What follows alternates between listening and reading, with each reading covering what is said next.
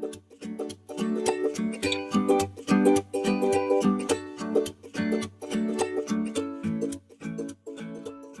everyone, it's Bob Perkins bringing you another Monday Morning Sales Minute from the Inside Sales Studio here in Arizona.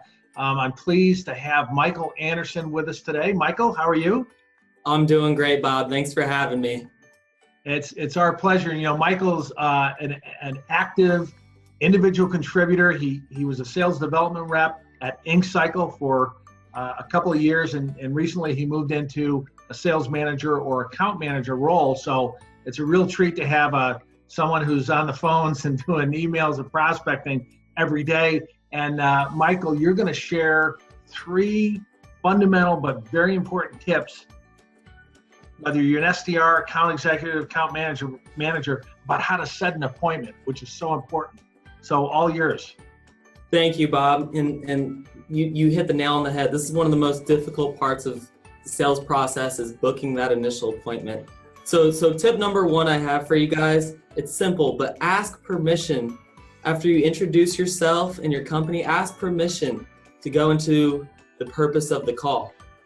And so this is something I actually picked up from the aa-isp CISP program. Yeah. And you know, a lot of experts might disagree with this approach because it gives the prospect an opportunity to opt out of the call early. But I've measured both ways, and this has been very successful for me. So if I were to open up a call to you, Bob, I might start off with something like this, like, hey, Bob, this is Michael with XYZ Company. I probably caught you in the middle of something, but do you have a brief moment? And guess what? I'm busy, but I have a couple minutes. Yeah. Exactly. So you have your chance to go straight into the purpose of the call and book a follow-up appointment. So it's been successful for me. I suggest you try it out, measure, and see if it works for you as well. Good. So second tip, this might be common knowledge to a lot of reps out there, but it's to always conduct your pre-call research. And so many reps don't do this. I used to be one of those reps as well. I used to just think the more dials you make, the more appointments you're going to book. And that might be true for somebody selling into a market with unlimited amount of prospects. But if you're selling into a market like I am, where there's a limited amount of prospects, you want to get it right the first time. So it doesn't take that long. Go to the company's website, go to the prospect's LinkedIn page, find out what you need to know to be dangerous, and then put it in your CRM. Put a note in your CRM, so that way, anytime you make additional follow-up calls, that information is right there for you.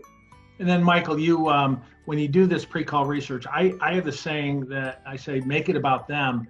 So Yes. Very early in the call, let's say you found out that the person just published an article and you read it on LinkedIn and you enjoyed it. How might you weave that in to your prospecting call?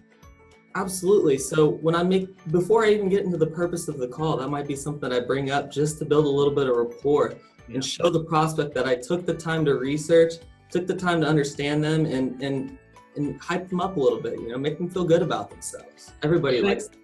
The thing you don't want to do is call up and say, hi, this is Michael Anderson. I'm from the leading provider of ink and cartridges and toners, right, and we sell at a very discounted rate. I mean, it's nothing about the person. And you didn't ask, you just barged in on their busy day. So, all right, what's your third tip?